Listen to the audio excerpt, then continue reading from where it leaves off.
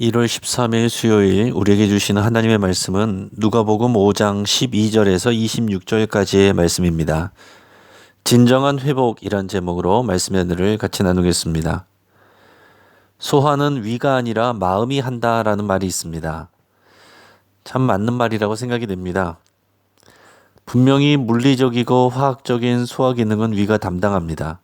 하지만 같은 음식을 먹어도 그 사람의 마음의 상태에 따라서 소화가 잘 될 수도 있고 얹힐 수도 있습니다.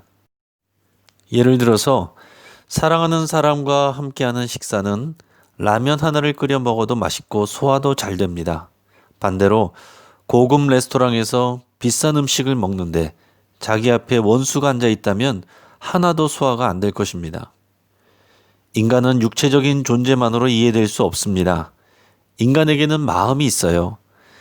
10길 물속은 알아도 한 길 사람 속은 모른다라는 말처럼 사람의 마음속은 다 알기가 어렵습니다. 심지어 자기 자신의 마음의 상태를 자기 스스로도 모를 수가 있습니다. 그래서 내 마음 나도 모른다라는 표현이 나오게 되는 거죠.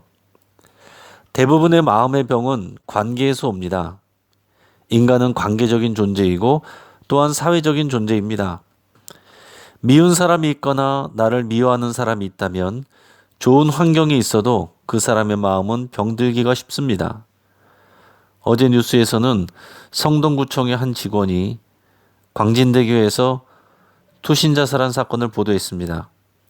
그는 주차 관련 업무를 맡고 있는데 악성 민원이 너무 많아서 심한 스트레스를 받아왔다는 것입니다. 우리가 이렇게 떨어져서 생각하면 그게 도대체 귀중한 목숨과 포기할 만한 일인가 하는 생각이 들겠지만 당사자가 겪는 고통은 생명을 포기해서라도 벗어나고 싶을 정도로 그 상처가 컸을 것입니다. 예수님은 이 땅에 우리 인간들을 회복시키기 위해서 오셨습니다. 그 회복은 다른 말로 해방입니다. 해방이라는 말은 그 이전에 무엇인가에 우리가 얽매여 있었다는 것을 의미합니다. 어떤 사람은 질병에, 어떤 사람은 욕심에, 어떤 사람은 사람들과의 관계에, 어떤 사람들은 악한 영에 얽매여 있고 묶여 있습니다. 예수님 시대에도 마찬가지입니다. 예수님은 그러한 사람들을 만나서 진정한 자유와 회방을 선물하십니다. 그것이 곧 치유이고 회복입니다. 오늘 본문에 나오는 예수님을 우리 모두가 더 깊이 만날 수 있기를 축복합니다. 어느 날 예수님 앞에 한 남자가 찾아옵니다. 그 사람은 온몸에 나병 들린 사람이었습니다. 여기서 나병이라고 번역된 원어는 헬라어로 레프라인데 이 레프라는 지금의 나병 또는 문둥병, 한센시병이라고 단정할 수만은 없습니다. 일반적으로 광범위한 피부병을 의미하는데 지금의 한센시병도 포함될 수는 있습니다. 아무튼 그 당시 나병은 얼굴이나 몸의 상태가 일그러지고 또 옷이나 집을 오염시키는 심각한 피부 질환이었습니다. 현재 코로나 환자와 우리가 동선만 겹쳐도 자가 격리를 해야 되는 것처럼 그 당시 나병 환자들은 사회에서 격리되었습니다. 일반적으로 사람들은 나병에 걸린 사람들이 하나님의 형벌을 받은 것으로 여겼고 부정하게 취급했습니다. 사람이 고칠 수 없고 오직 하나님만이 고칠 수 있는 병으로 생각되었습니다. 이 나병 환자들은 사회적으로 뿐만 아니라 종교적으로도 철저히 소외되고 배척당했습니다. 그들은 하나님 앞에 나가서 제사할 수도 없습니다. 그들은 성읍에서 멀리 떨어진 곳에서 모여 살아야 했고 일반 백성들과 마주해서는 안 됐습니다. 그래서 정상인들이 보이면 멀리서부터 자기 얼굴과 입술을 가리고 부정하다 부정하다라고 외쳐서 자신을 피해가도록 해야 했습니다. 그런 나병 환자가 예수님을 만나러 온 것은 아마도 예수님이 혼자 계실 때를 이용했던 것 같습니다. 그는 예수님 앞에 엎드려서 말했습니다. 주여 원하시면 나를 깨끗하게 하실 수 있나이다. 여기서 주라고 표현한 것은 예수님을 메시아, 그리스도로 고백하는 것입니다.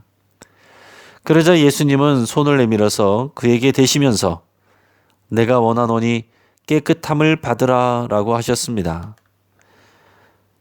나병 환자에게 손을 대는 일은 율법의 금한 일이었습니다. 옮을 수가 있기 때문인 거죠. 하지만 예수님은 생명을 살리기 위해서 그만한 위험을 감내하셨습니다. 예수님의 행동은 나병 환자에게 있어서 사람답게 대하는 아주 따뜻한 용기였습니다. 예수님이 명령하시자 나병 환자에게서 병이 떠나가고 그는 치유를 받았습니다. 오늘 이 내용은 단순히 예수님께서 질병 치료에 특화된 능력을 갖고 계신다는 것을 말하는 것이 아닙니다. 예수님은 나병 환자의 육체적 질병만 고치신 것이 아닙니다. 그로 인해서 사회적으로, 종교적으로, 관계적으로 소외되고 고통받으며 고독해했던 한 사람을 하나님께서 회복시키신 것입니다. 질병으로 자유케 하셨습니다. 이것이 은혜의 해를 선포하러 오신 예수님의 사역입니다. 이어서 누가복음은 또 다른 질병 치유의 사례를 소개합니다. 그날도 예수님은 집에서 사람들을 가르치고 계셨습니다. 그 중에는 바리새인과 율법 교사들도 있었습니다. 그런데 한 중풍병자를 침상에 메고 온 사람들이 있었습니다. 그러나 사람들이 너무 많아서 예수님 앞으로 데려갈 수 없었습니다. 침상을 들고 온 사람들은 포기하지 않고 지붕 위로 올라가서 기와를 벗기고 병자를 침상째로 무리 가운데 계신 예수님 앞에 줄로 달아서 내렸습니다. 어떤 사람들은 그들에게서 무례함을 보고 어떤 사람들은 그들에게서 열정을 보고 어떤 사람들은 그들에게서 우정을 보았을 수 있습니다. 그러나 예수님은 그들에게서 믿음을 보셨습니다. 어떻게 해서든지 예수님 앞에까지만 데려간다면 치유를 받을 수 있다는 믿음 말입니다. 그런데 놀라운 것은 예수님께서 이 중풍병자를 보시면서 이 사람아 내 죄 사함을 받았느니라 라고 하셨습니다. 이 사건에서 예수님이 중풍병자를 고치신 것보다 더 중요한 사건은 예수님이 중풍병자의 죄를 용서하셨다라는 것입니다. 그런데 그 당시에 죄를 용서할 수 있는 권위는 오직 하나님에게만 있는 것으로 알고 있었습니다. 예수님도 이를 뻔히 아시면서 그에게 죄의 용서를 선포하신 것입니다. 이 장면에서 우리는 두 가지를 알아야 됩니다. 첫째는 예수님은 중풍병자의 문제는 육체의 질병보다 속에 있는 죄라는 사실을 지적하신 것입니다. 둘째로 예수님은 그리스도이시기 때문에 하나님과 같이 죄를 용서하실 수 있는 권위가 있으십니다. 서기관과 바리새인들은 당연히 예수님이 신성 모독죄를 저질렀다고 생각했습니다. 하지만 예수님은 당신에게 죄 용서의 권한이 있음을 증명하시기 위해서 중풍병자에게 명하여 치유를 행하셨습니다. 내가 내게 이르노니 일어나 내 침상을 가지고 집으로 가라. 그전까지 사람들은 예수님의 가르침이 심오해서 놀랐고 귀신을 쫓아내셔서 놀랐고 병을 치유하셔서 놀랐습니다. 그런데 더 놀라운 것은 예수님에게 죄 용서의 권한이 있으시다는 것입니다. 그것은 예수님이 하나님과 같은 존재라는 것의 증거입니다. 말씀으로 무지를 깨우는 것, 귀신을 쫓아내는 것, 병을 치유하시는 것, 죄를 용서하시는 것, 이 모든 것은 예수님께서 인간 백성들을 전인적으로 치유하시고 회복하시는 일입니다. 예수님은 이 일을 위해서 오신 것입니다. 다른 말로 하면 예수님의 구원은 우리 영혼의 문제와 마음의 문제와 육체의 문제를 다 치유하시고 고치셔서 완전한 회복을 가져옵니다. 이제 말씀을 정리하겠습니다. 예수님은 우리 인간들을 치유하시고 고치셔서 회복시키시려고 이 땅에 오셨습니다. 사람들은 겉보기에는 멀쩡해도 몸이 아프든지 마음이 아프든지 영적으로 문제가 있는 경우가 많습니다. 예수님을 한 번 믿어서 신앙이 완성되는 것이 아니라 온전한 치유와 회복을 다 누리는 데까지 우리가 나아가야 됩니다. 예수님은 겉으로 드러나는 문제만을 고치시는 것이 아니라 그 내면에 숨겨진 죄의 문제들까지 보십니다. 이 예수님을 더 깊이 알아갈 수 있기를 주 이름으로 축복합니다. 이제 말씀을 붙잡고 함께 기도하겠습니다.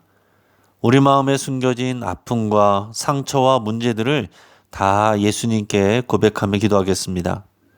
우리의 영혼과 마음과 육체가 주 안에서 온전히 치유되고 회복되기를 위해서 기도하겠습니다. 또한 우리 안에 있는 고독과 외로움, 비교의식과 열등감, 미움과 다툼과 분노, 틀어진 관계, 그치지 않는 탐욕과 시기심, 이 모든 것을 예수님 앞에 고백하고 온전한 치유와 회복을 위해서 함께 기도하겠습니다. 우리 가정을 위해서 함께 기도하겠습니다. 가족들이 다들 잘 지내는 것처럼 보여도 다른 가족들이 모르는 아픔과 상처와 얽매임이 있을 수 있습니다. 오늘 나병 환자와 중풍병 환자가 예수님을 만나고 치유된 것처럼 사랑하는 우리의 가족들이 예수님을 깊이 만나고 치유와 회복을 누릴 수 있기를 위해서 함께 기도하겠습니다. 모리타니아의 권경숙 선교사님을 위해서 좀 더 구체적으로 기도하겠습니다. 엄격한 이슬람 경찰들과 또한 선교사님을 해치려는 테러 세력들이 있습니다. 선교사님이 섬기는 우리 교회 현지인 성도들이 이슬람 경찰들의 핍박에도 신앙을 잘 지킬 수 있도록 위해서 기도해 주시고 테러 세력으로부터 선교사님을 하나님께서 눈동자같이 보호해 주시도록 그리고 선교사님의 고장난 몸의 여러 기관들이 치유될 수 있도록 위해서 함께 기도하겠습니다. 오늘 있는 수요 예배에 하나님의 크신 은혜와 분명한 진리를 부어주실 수 있기를 위해서 기도하겠습니다.